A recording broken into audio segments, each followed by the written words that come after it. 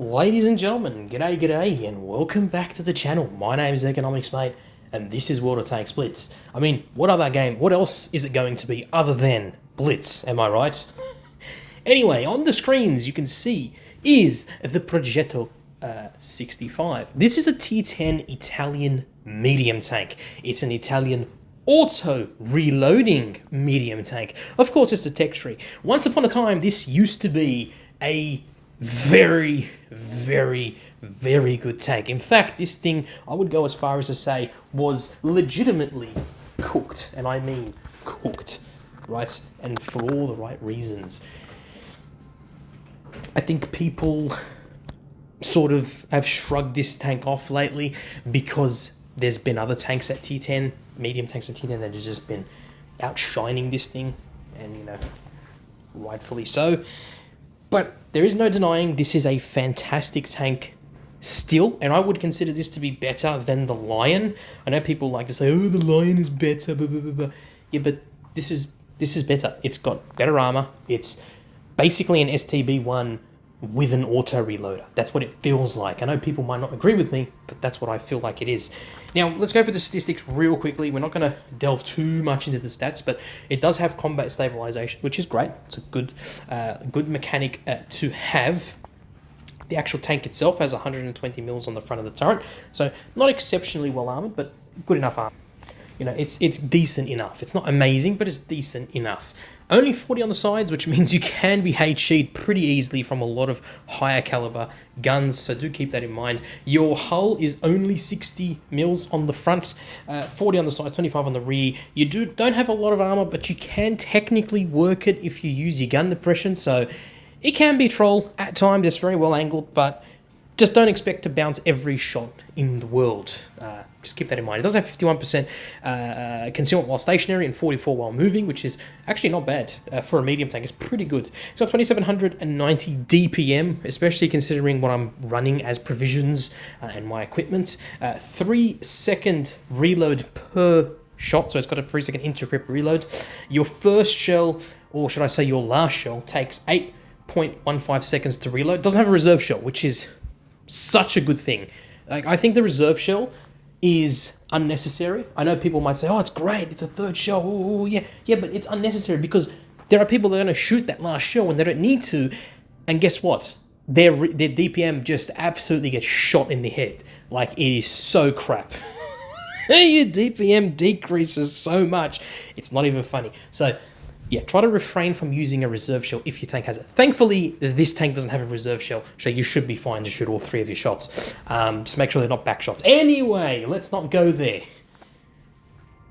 Your last shell takes 8.15 seconds to reload. Your second last shell, or your second shell, takes 6.34 seconds to reload. Your first shell, I know it says shell 3, but technically your first shell, when you fire it, is 4.53 seconds plus the 3 seconds. So add it up, it's about 7.53 seconds to reload your first shot. So I'd say just, if you have to, just use it as a single shot gun. It feels good when you do that sometimes if you need to. There's 3 shells in the magazine, obviously. Your pen is 259 on your AP, but do keep in mind I'm running this with with calibrated shells, so the pen is going to be better than what it is standard. 328 mils on heat is... It's good, but it's not amazing. There are some medium tanks that have over 330 mils of heat pen with calibrated shells. And you got 54 on your HE. If I remember correctly, your gun is a 105 millimeter. So it's a 105, which is nice. Very good, good gun there. 3.3 second aim time, 0.277 dispersion. That's with me running... what do you call it? If we come over here, actually, enhanced gun laying drive and refined gun. So I am running that. So that's the reason why the accuracy and the gun handling is actually pretty good. It's pretty good. It's pretty good. Your damage is 350 per standard shell, 400 on your HE.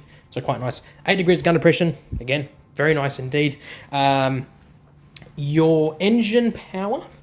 Believe it or not, you're able to go 56 kilometers per hour as a top speed, and your average speed is about 38 kilometers per hour. So it's actually a very nice, nimble tank. Now, equipment, as you can see, calibrated shells, obviously, defense system, For obvious reasons, I am using, oh, for God's sake, I am using improved optics so I can get that, 302.2 meters of view range, enhanced gun laying drive. As I was saying, I do run the enhanced armor because I feel like it needs it.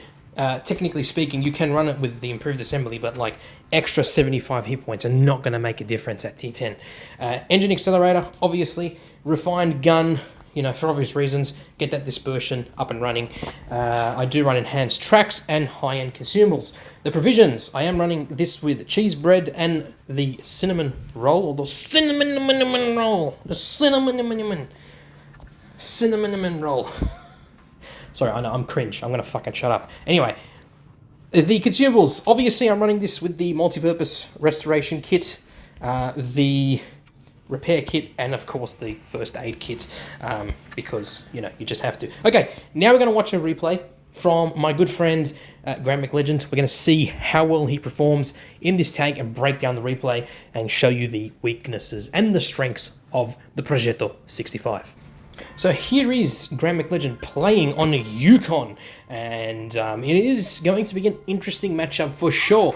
There is a platoon on the enemy team with 260 TPs. There's an E50M, which I love how it's got the monstrous camouflage. The E50M really is a monster. At T10, it is so good. Like, it's broke. It's such a good tank. But yeah, anyway, it is what it is, I guess that's what you can say. It is what it is. Of course, I got a Jagdpanzer E100, a VK90.01P, an Enrique Concept 1, and an Object 752. So, very good sort of range of tanks in that sort of sense. Very nice positioning here on this map. Very, very good indeed. This particular map, in this side of the map where the mediums and light tanks tend to go, is pretty decent indeed. You can spot quite a bit of tanks here. Managed to spot the Jagdpanzer E100. Is he going to shoot the tracks? No, he's going to shoot the top of the hull. Not good there. He doesn't get spotted though, which is very interesting. 335 alpha shot. You're going to go for the shot, or you're going to, yep, good, save your shots. Now, that's what you can do with an auto-reloader. You can save that last shell, or that second last shell, and just wait for your clip to reload fully without physically have to, reload reload your clip on your own, or wait to fire all three of your shots. So, I guess in that aspect, an auto-reloader is beneficial and is advantageous in that sense. So he does spot the Enrique Concept 1. I believe he does. That's a good shot there, considering that you're literally firing through soft cover. That's a good method there. Can I just pause the video for a second, if you don't mind? What he was doing right there is a classic skilled player move there. This is a method that a lot of people tend to have either forgotten or don't know about, or know about and just tend to just not use it. Firing from soft cover whilst being like behind the soft cover, not like directly behind the bush, but like quite a distance from the bush, it actually improves your camo rating by a substantial margin. People tend to forget that. Your soft cover, using your bushes and whatnot and your trees, that if you knock down a tree, it actually acts as soft cover. Yes, you heard that right. Trees that you knock down act as soft cover because technically they're now part of the environment. So it is a good strategy that he was using there, that he wasn't actually, he wasn't right next to the bush firing, but he was at a distance firing in the bush. Now the Jagdpanzer E100 is making his way around here. He doesn't notice that GrandMcLegend is obviously there. Now, Grand is making a good job there, obviously, trying to hit his tracks and track him. He's going to get another shot into him. Good use of those two shots there. Is he going to take a shot? No. A bit of a risk actually moving sideways out to the Jagdpanzer E100 because he can technically HE him for a full over 1,000 damage shot. Gets another lovely shot into the bottom of that Jagdpanzer E100. He's up to 2,300 damage in this match with no kills. There is a VK90-01P over there. He's got to be very, very careful. He's decided to go for him instead, which is a good plan, except the VK90 is now looking at him, and the Jagdpanzer E100 is trying to hide from this Progetto. But luckily, the E100 stalwart, whatever you want to call it, does come. I'm going to pause it here for a second. What GrandMcLegend is doing right now is a very, very good strategy indeed. He's obviously focusing the tank that he knows is going to be easiest to fire. And obviously, considering that the VK90 is literally right in front of him, he might as well farm him for damage, and that's exactly what he's doing. And, you know, rightfully so. Gets another... Oh, that's a good shot there. Literally right at the last minute. 430 alpha shot into the back of that VK. The VK's staring at him like, you motherfucker. He's like, yeah, boy, I got you now. Now, he's going to reload. He's going to get one shot into him. Don't even bother aiming in, but he's waiting to fire off that last shot. Fair enough. Good on you, Mr. GrandMcLegend. Is on 1 kill, 4,087 damage. The 60 TP is... Yeah, well, he manages to get that shot in, but doesn't kill him. Oh, beautiful shot there on the bottom of that lower plate on the 60 TP. This is absolutely exhilarating, ladies and gentlemen. I'm surprised the 60 TP literally missed his shot. Now, someone's trying to say something. I'm assuming in either Ukrainian or Russian. I don't understand. The only word I know is a suka bliet. Anyway... He gets a nice shot into the track. Oh, very unlucky shot there. I believe the 60 TP was shooting him with HE, so that was not a penetrating shot. But E50M, here we go. A perfect iteration here. Can you... okay, you know what? I think he's reloading his shells. Yeah, fair enough. Gets one shot into him. Can he shoot the last shot? Boom, done. Beautiful. Easy as it is. Good job. Good gameplay there. Showcasing the skills or rather showcasing the strengths of the Progetto 65. Now, you saw the weaknesses there with the Progetto 65. It doesn't have armor.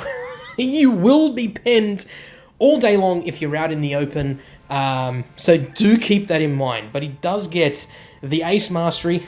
Actually, let's go back here. Gets the Ace Mastery. He gets the Confederate badge. He gets the high caliber. Beautiful, beautiful. 6,115 damage. He only did 677 assisted damage, which, you know, interestingly enough. But he destroyed 2 and damaged 6, which is a nice amount. Now, in terms of team damage, the Waffenträger auf Panzer IV did literally no damage whatsoever and died. The Rhinocerente only did 807 damage, which is a bit unfortunate there. But interestingly enough, the enemy Jagdpanzer E100 didn't even do any damage whatsoever. So that's very interesting. He literally did 0 damage. So yeah, very, very interesting indeed. Nice. Yeah, very, very interesting indeed. So there you go. There's the Progetto 65. Do I think it's better than the Lion? Personally, yes, I do think it's better than the Lion. The Lion is an acquired taste. I think the Lion is absolutely sexy. It's a sexy tank. It really is a sexy, sexy tank because it reminds me of the Leopard A1. Sorry, the Leopard 1A2, right? It looks so nice. It's such a beautiful looking tank. Don't get me wrong, the Lion is a decent tank, but it requires a lot of skill and it's definitely an acquired taste to play. The Progetto is a lot easier to play than the Lion because the Lion, if we have a look at the Lion's gun, you have a reserve shell, right? Your third shell is a reserve shell. You only got 2 shells to shoot. Your last shell, if you shoot it, guess what? 16.3 seconds is your reload time on that one shell. It's not worth it. So you're only shooting 2 shells, literally speaking. The Caro 45 is a lot better than the Lion. In fact, people say the Caro 45T is OP. I don't think it's OP. I don't know why anyone would think the Caro 45T is OP, right? Because it's got 4 shells. Ooh, but the 4th shell is literally a reserve shell. You don't fire the reserve shell. You never fire a reserve shell unless you 100% have to. That's the only time. That's why I think the Progetto 65 is a good blend of both those 2 tanks. And it's free. It's a free tank. You research it. It's free. You just grind it and that's it. You don't have to spend money on the freaking Lion and the Caro 45T to experience what a Progetto 65 is. You just get it for free. That's the idea. Anyway, there you go, ladies and gentlemen. That is the Progetto 65. Hope you enjoyed the video. Let me know in the comments down below what you think. And as always, look after yourselves, look after your friends and family. Peace in the Middle East. And I will catch you in the next one. Now, I know there's some people out there who are saying, oh, why do you keep complaining about crates? No, wargaming is not going to make a difference, blah, blah, blah, blah. It's my duty as a community contributor to listen to what the community is saying, to understand what the community wants, and to convey those messages and those thoughts and feedback into a video format, so therefore I can pass it on to wargaming and they can literally break it down and understand what's going on. That's the idea. Okay? So if people don't like the fact that I'm literally sticking up for the community, you can stick it up your ass. You can shove it for all I care. Anyway, that's it for this video, guys. Hope you enjoyed it. That's the Progetto 65. Would I recommend buying it? 100%. Well, not buying it, actually. Do I recommend grinding the line? 100%. It's a great line. In fact, the standard B that comes before this is actually a very nice tank. It's so underrated. It used to be a very, very good tank. It used to be one of the favorites for Skate Extreme, if you guys remember. One of his last videos was about the standard B. So I have to make a video on it. People are asking me, can you make a video on standard B? I will make a video on the standard B. Don't you worry. Anyway, I'm out, ladies and gentlemen. Love you all.